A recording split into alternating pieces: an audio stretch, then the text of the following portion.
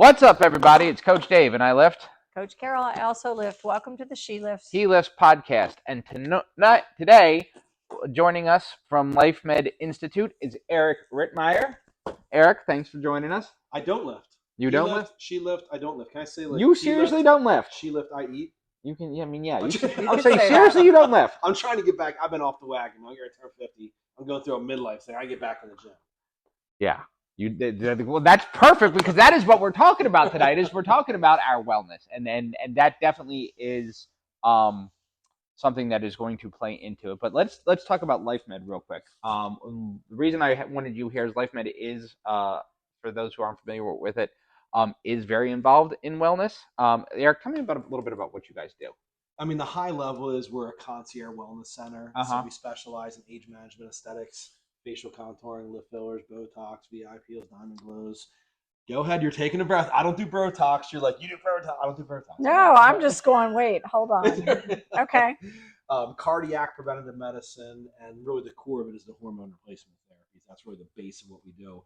Our medical director is a cardiologist, so we have 10 nurse practitioners, 2 physician assistants, 1 other MD, 5 different locations. So we're all things wellness from A to Z. And one of the things that I like that they do is that you guys do, and since I've gotten to be familiar with you guys, is that you sort of bridge that gap between natural and holistic and traditional Western medicine. And I really think that is something that when it comes to wellness, is kind of underappreciated. Everyone sort of has this idea of wellness as being like acupuncture and massage and sort of this natural holistic thing. And I want to talk about that tonight and exactly what wellness is. And then I'm going to have Carol, as always, who is our research queen, go ahead and tell us. Can you please define wellness? I was going to preface it by saying you don't know me, but I like definitions and statistics. So, like wellness, if the way that it's described, and actually I went and looked at the difference. Like, what's the difference between health and wellness, right? Because sometimes they're used interchangeably. But health is a state of complete physical, mental, and social well-being, not merely the absence of disease or infirmity. Wellness is an active process through which people become aware of and make choices toward a more successful existence. You like that definition, don't you? You're talking to a former Marine here, so all I heard was want the. Oh, no. Man, you let me down. I thought you would love that. I mean, I like the fact that it's an active process. Wellness is an active process. It's not just your state of health. So there's lots of components to this. When you look at health span, right? So everybody talks about health span and lifespan. So lifespan is how long you live for. Health span is the quality of how long you live for. Right. So when you talk to a lot of people and they think about lifespan, I want long life, long life. Well, if you ask those people, would you like to have a long life if they call it the marginal decade? Would you like to have a long life if at the end of your life you had to be miserable and you couldn't move and all that kind of stuff? Most people say no. But if you were able to live a long time healthy, that's a whole different ballgame. Oh, yeah. So when you talk about wellness centers like ours, this is multifaceted, right? So it's all these different components to not just help you live longer, to help you live longer better. That's the key. Yeah. And that's one of the things I think you just sort of hit is not only longer, better, because that's what we always talk about with this show. Is we're not here to be bodybuilders, we're not here to be athletes, we're here to improve our quality and longevity of life. And that's why I got into training and being a personal trainer. That's why Carol's got into health coaching with her own journeys.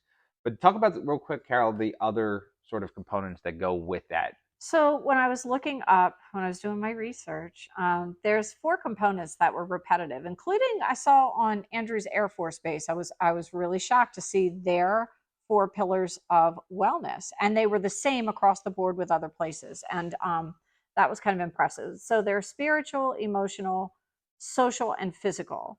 So being the one that I am, I'm going to let you guys hit more on the physical, but I wanted to talk just for a few minutes, like spiritual wellness. And it doesn't mean religion, but I think spirituality for anyone, like for me, it is my faith and my religion. That is what I do. That is who I am. So that is part of it. But I think everyone needs something spiritually in your body that resonates.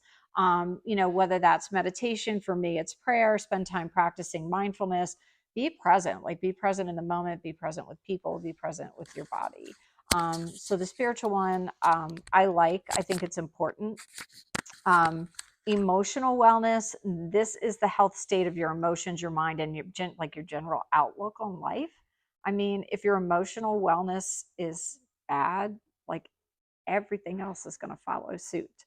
Um, so, generally speaking, if you can express your feelings, understand complex emotions exist, and feel safe and respected by others to be themselves, you have self esteem, a sense of identity, a sense of purpose. Things you could do, and we kind of laughed about it, like because it shows up everywhere, is journal. Like Right. journaling, you could journal for your spiritual wellness, you could journal for your emotional, your social. You might want Mm. to journal. I don't You can know. journal for your physical You could too, journal. and Well, trust and me, people people do. do, and people do. But to me, like journaling isn't. And I use it with my clients. I use a 5-minute journal. I don't want to journal pages. Right. I just want to start the morning with one thing I'm grateful for, 3 affirmations, something I want to get done today, and that could be something silly like weed a flower bed. It doesn't have to be some big lofty goal. And then at the end of the day, reflect back. What did I learn? What was my challenge? And end with a positive thought. That's journaling. Um, so emotional wellness is important. Social wellness, and we talked a little bit about this because I think people are still suffering post-pandemic. Social wellness is important. Get out of your house. Like I work from home now too. This is my social life and church and stuff like that. Like, but we have to be socially well in addition to the other things. I'm gonna say that in the last, I don't know, 5 to 10 years, I've heard more people say that they hate going out in public. They hate being out and around people. And I think that, and even prior to COVID, yeah, you would hear that a lot. And one of the things I said, so my best friend is a little bit older than me. She's 50. And I said to her one time, because she works in a casino, so she doesn't always see, the brightest side of people. And I said to her one time, I was like, our parents, I never remember my parents ever saying, I hate people. I hate going out of the house. I hate doing this. They may have hated to go to the mall at Christmas time. They may have hated to go to the grocery store when it was busy, but they never really said they hate going and being around people. And I think that as time has gone on, as things have gotten easier and more modern, that social wellness component of it has really taken a back seat. And what you brought, Carol, is funny. This is what I speak on all the time with my first book that I wrote on mental toughness and emotional intelligence, critical thinking, Yeah. objective reality, systematic desensitization, graduate exposure therapy. When we talk about wellness, there's actually an additional component I'll add to that. Okay. So most people think about physical, right? Mhm. But there's physical, emotional, spiritual, social. The one I would add to that is intellectual. So Okay. basically, this is the Okay. ability to remain in front of current events, to just be like, to stimulate the brain. So the most important ones, really, I think, and you brought up a good point about the spiritual one as well. I feel like when people hear spiritual, they do automatically assume like religion. If I'm being totally honest, I'm not a religious person, right? I'm just not. Wish I was, I'm not, whatever. But you can be spiritual without being into the whole whatever it is you believe in, right? Like Right. you said, meditation, all those kind of things are wonderful.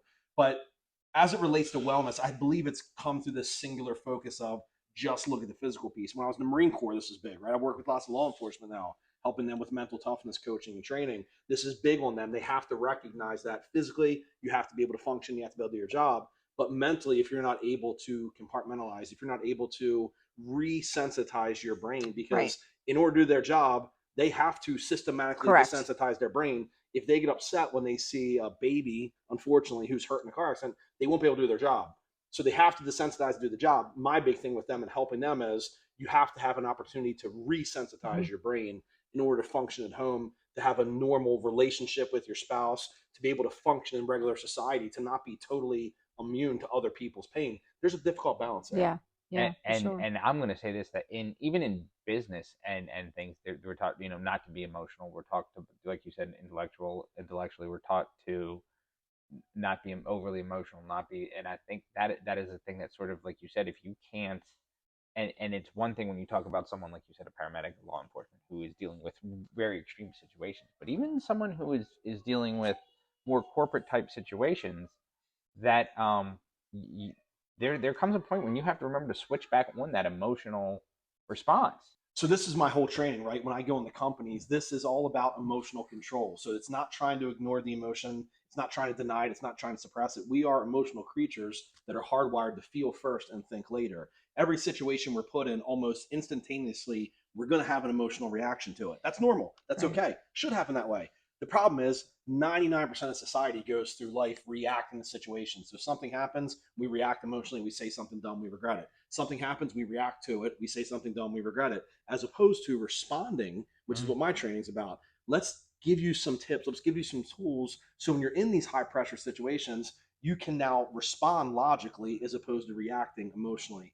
Little play on words, but do not try to ignore the emotion. Learn to recognize it and control it. When you do that, your employees, your spouse, every relationship gets deeper, because that person, when there's that emotional connection there, that person knows that, hey, they understand me, they feel me, they know I'm dealing with hard times. I'm going to work through this. I will walk through coals for you. Exactly.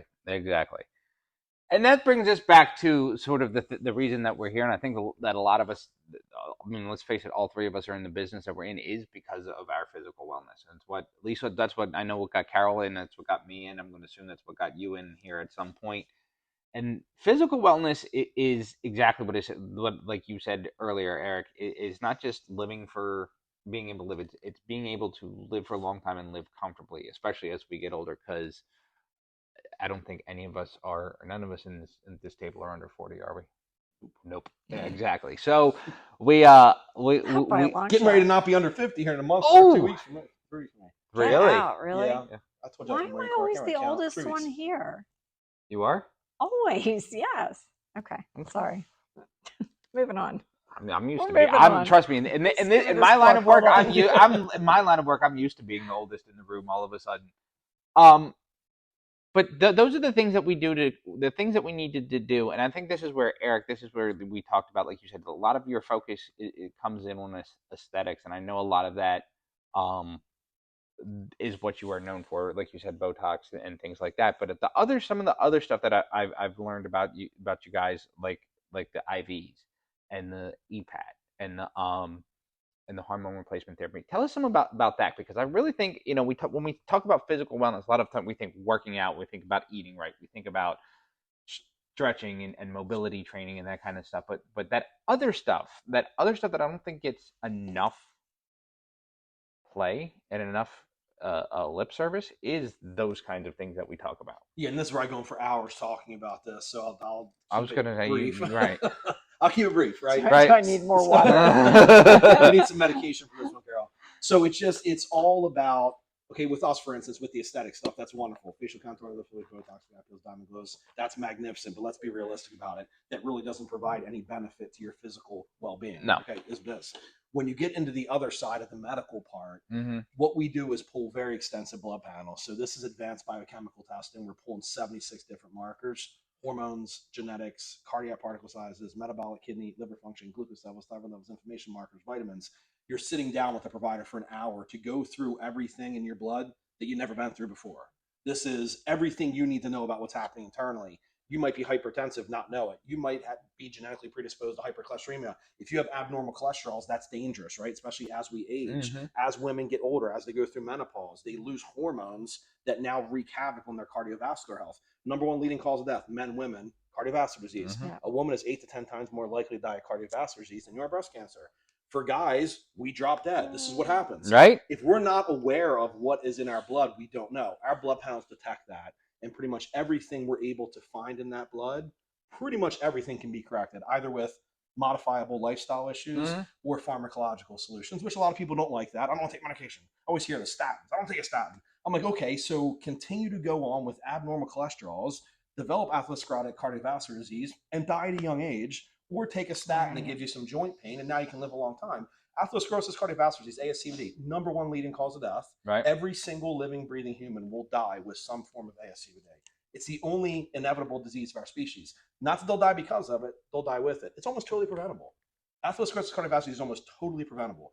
Pharmacologically, lifestyle issues, health issues. Number one, don't smoke. Number two, manage your blood pressure. Number three, monitor your lipids. I think the don't smoke thing, I think we've just figured that one out a good while ago. That's pretty new. We never really know if there are any health risks to it. It's funny. I look at especially our generation, the younger generation. I look at that now. They're all into vaping, but none of them really smoke cigarettes anymore. Hardly that I know of. I agree with that. I think there's a very good campaign that's been done to help eliminate. Right, but that was one of the things when people say, "Oh, those are bad for sure," because I used to smoke. I'm not gonna lie. So did I. Okay, good. It's something in our age Yeah. bracket. It's like we all at least either tried it or at least smoked for a little while. Yeah. But it was everyone was, oh, those are bad for you. No, I never thought that inhaling the smoke from a burning leaf was good for me. Like, I didn't think the soda that I drank was good, but I do it. And that's the thing I think when it comes to when we tie all of the wellness together is we can't live our life in fear. And I feel like wellness, the biggest thing for me when it comes to wellness is what are you afraid of? I know some people are saying I'm afraid of getting older. I'm afraid of getting sick. I'm afraid of getting that and getting this, that, or the other thing. But at the same time, you can't avoid everything. And that's where one of the things I think where I really like what you guys do there is when I said bridge that gap.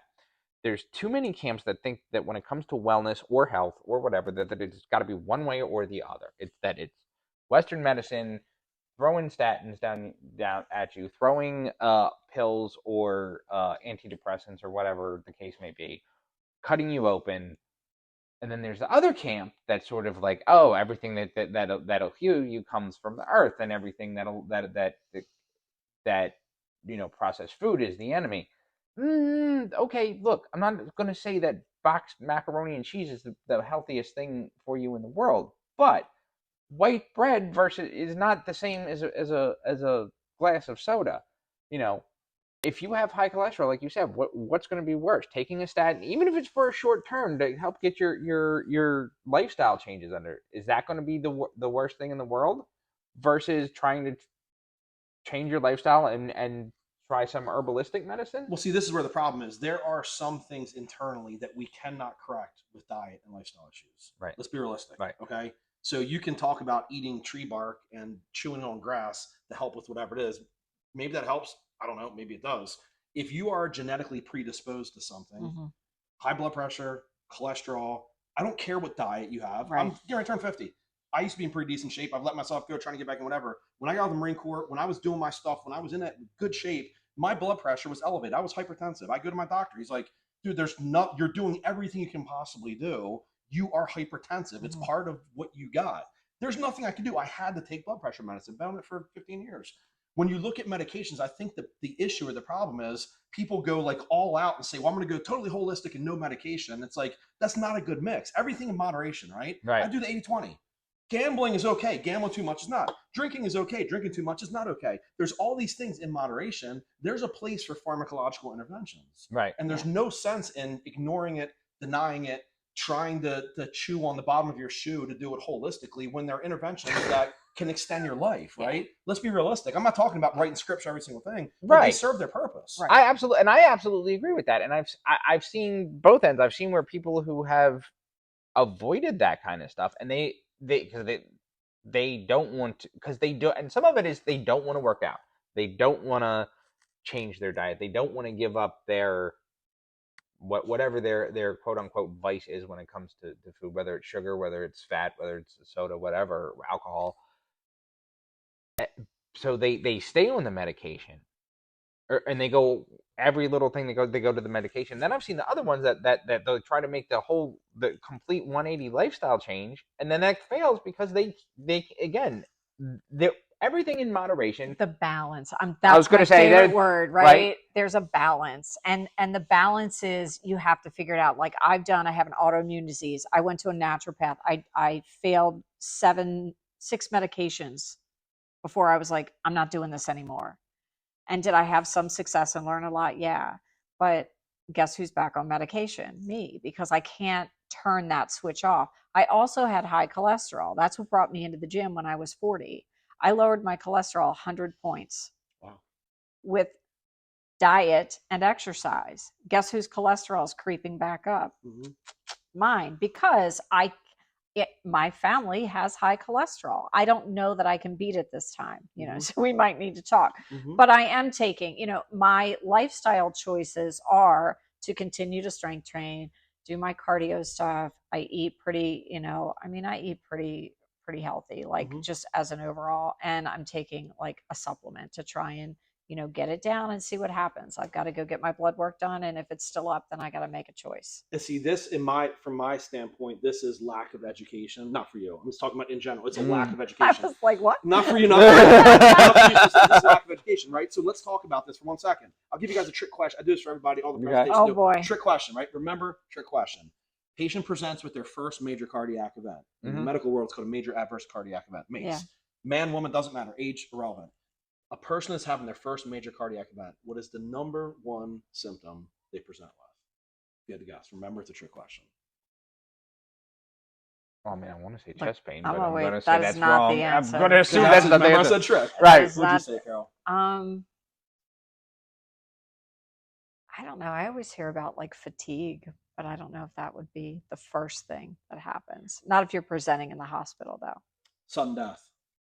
Remember, I said trick question. 49% of people who suffer their first major cardiac event die. Don't even make it. Okay, so here's when I do my presentations, when I do my TV shows, when I do my podcast, I'm careful to let everybody know, look, I'm not here to be negative. Right. But it does nobody any good. Well, you kind of were a buzzkill right there.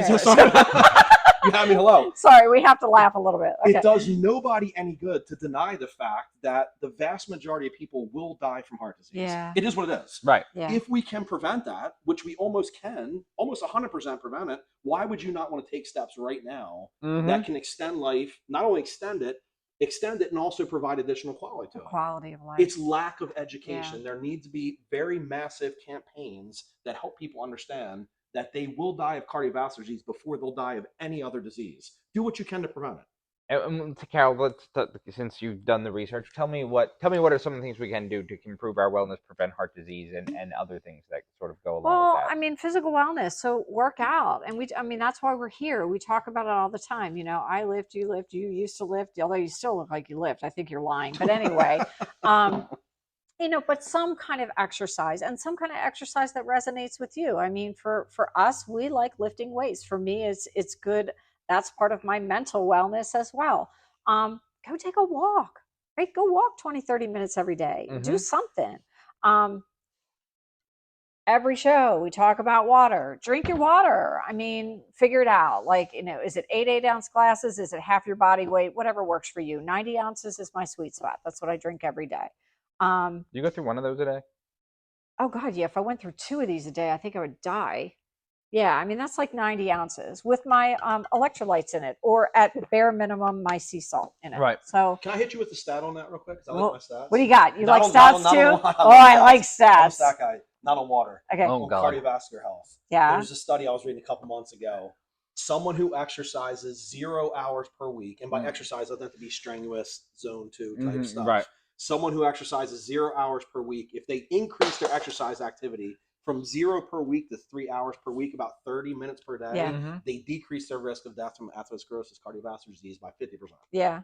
0 to 3 I think I have read that. And that's why because I despise cardio, which is why I say it's only a half hour a day. But by cardio, it doesn't have to be doesn't even have to be that. 100%. Park a little further away when you go to the grocery store. Run the stairs at work. Do whatever. It's just elevated heart rate, whatever it is. I've been doing kettlebell swings. Kettlebells are awesome. At night, just instead, because I look at my little treadmill that I bought and I'm like, I really hate you. And I bought it because I'm like, oh, I'll use that. Dude, kettlebell swings I'll tell you what, and I'm going to give you a little sneak preview of a couple episodes down the road when we're going to talk about our favorite exercises. But that is definitely on my list because you can load it up and do heavy kettlebell swings. You can go lighter and do it for time. You can do it for cardio. You can do it for conditioning. It is such a great exercise. I'm doing volume. I only have one. Rocking's huge. That's the big thing about the benefits long term. There's always something I think that when it comes to physical wellness, to heart health, to our internal function, that there's always sort of some new craze. And I think sometimes I think that almost gets a bad rap in and of itself. Things become fads because they have merit. Keto has some merit. Quiet, Carol. Keto does have some merit.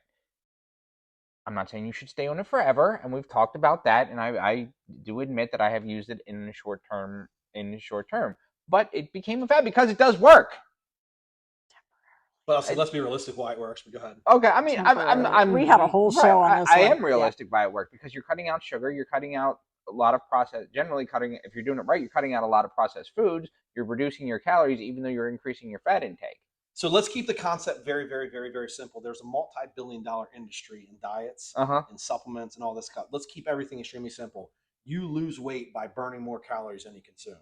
End of day. Have a nice day. Peace out later. Yep. All these diets, obviously, and I'm just busting your chops. All these diets that work very quickly are because you're starving your body of something, whatever it is. Right. You're starving it. Your body has nothing to do but find a place to get energy. Sure. You not burn fat. The minute you reintroduce whatever it was you were starving, guess what happens? So when you burn more calories than you consume, I joke with people about this all the time. That's what I say. Like, save your money on the infomercials in the middle of the night. Save all this kind of stuff.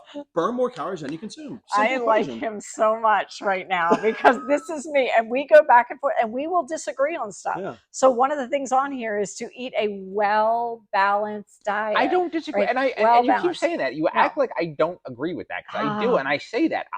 What my point and my argument when it comes to those things is in the short term, you're getting ready for a wedding. You're getting ready for, I'm getting ready for a jiu-jitsu competition. You're going to suck the water out of your system. That's what you're doing. Right, exactly. That's exactly what I'm doing. And I make no bones about that. That is exactly what I am doing, is I am sucking the water out of my system right now. But some people carry that on and they go forever on keto. You can't do it forever. Okay. The part of physical wellness and the part of wellness in general is to improve your quality and longevity of life. And Carol, as you say all the time, balance is the key to everything. We talk it. Christ, do you remember back in the again, we're old enough to remember the Saturday morning cartoon, and you used to see the cereal commercials, and they would say part of a balanced breakfast, and what would be sitting the rest, there'd be the bowl of cereal, and what would be sitting around it, a plate with some eggs on it, usually a glass of milk and a glass of orange juice, right? Do we remember that? Sure. Yeah. Okay. Balance is the key. I am floating off camera, so I'm not sitting on Eric's lap. Eric's like, balance is the key to balance is the key to everything, I think, when it comes to wellness. And I think that is really the takeaway. We sort of come to it in everybody. I think that more than anything is find the thing that's going to balance you out, that's going to balance your life spiritually, emotionally, socially, and definitely physically. Find a way to get that balance back in your life. Eric, tell us about your books, please, before we head absolutely. So these are camouflage. You got to be careful if you put them somewhere, you might lose them. Got it. Nice. I got it. Yeah. That was a really terrible joke. That's okay. Okay, my first book was The Emotional Marine. I wrote this on mental toughness, emotional intelligence, how to connect with people. A very simple read. It's just basic stuff on how to form connections with people, stuff nobody does. And then I wrote that in 2019. I just published this one 2 weeks ago. It's called The Menopausal Marine. Sounds like goofy, silly, play on words. This is a guide for women to educate them on everything they need to know about menopause and hormone imbalances. I'm not here to talk about, oh, it's no big deal, just suck it up. I'm here to educate women. So when you go to your GYN and they tell you that, oh, no big deal, we pulled your blood, you're in range, the hot flashes, night sweats, brain fog, insomnia, hair thinning, waking, sexual vitality, vaginal atrophy, vaginal dryness, urinary tract infections. Oh, yeah, it's all normal. It's all normal. Mm-hmm. So here's the thing, we're going to fix you. Don't eat chocolate chip cookies. Don't drink wine, and take anxiety medication. This is what ladies are told. I heard it 1,000 times in Life Med. I got to the point finally about a year ago. I'm like, I'm not doing this anymore. I'm going to write a book on it. A year ago, I started working on this. I just finished it. This is an educational guide for women that when you go in your GYN and you present with symptoms that are very clearly tied to menopause, hormone imbalances, and they tell you to stop eating chocolate chip cookies, you can say, you know what? How about no? How about I think this is related to my hormones. I would like for you to pull my hormones. If you can't, I'll go somewhere else. That's fine. But women need to be educated on what is available to them because you will spend decades of your life in postmenopausal years. If you don't know the benefits of hormone replacement therapies, not only for almost immediate menopausal symptom relief, if you also don't know the benefits of the long term for estrogen, bone health, brain health, and heart health, if you don't know that, and if your doctors don't get educated on that, they are missing this huge amount of information that can extend your life. Mm-hmm. So for me personally, this was a very, very personal project for me. This one was fun. This one, I am passionate about. This is something I live and breathe. I love helping women. Like guys do. Guys are easy. Okay. Love helping women because you guys have no attention. There are no resources. There's no place you can go to learn about menopause. That's my purpose with this. Now, LifeMed though, like they do the whole panel. Do they do hormone? Do they do all that stuff? So we do the bioidentical hormone Okay. replacement therapies, creams, pills, sublinguals, injections. The ladies Okay. love the pellets. We use bioidentical. We're not using synthetic. We check all the different markers. The majority of women, once they recognize what's available to them, once they understand the benefits of hormones, once they get over the misconceptions that were all tied to one study back in 2002 called the Women's Health Initiative, they said there was increased risk in breast cancer. Not true. There's actually a decreased risk for women who were without uterus who had a hysterectomy.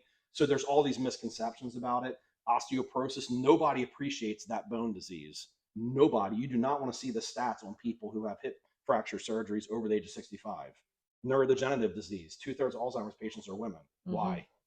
There's an ApoE4 gene. Right. 2/3 of Alzheimer's patients that are women carry ApoE4 gene. Well, guess which hormone can help negate the adverse impacts of ApoE4? Oh, we're going to be talking after this. Every woman needs to know this stuff. And I'm not here to say that No, every woman should do I mean, hormones. but seriously, I mean, there's a lot of, and it is. And so, and I always address, my menopausal friends that tune in and watch. There's a lot going on. A ton. And what used to work for us health-wise no longer works anymore. And the issue is right now, Carol, the medical community right now are doctors who went through training at a time where the only study that was available was the Women's Health Initiative. Okay.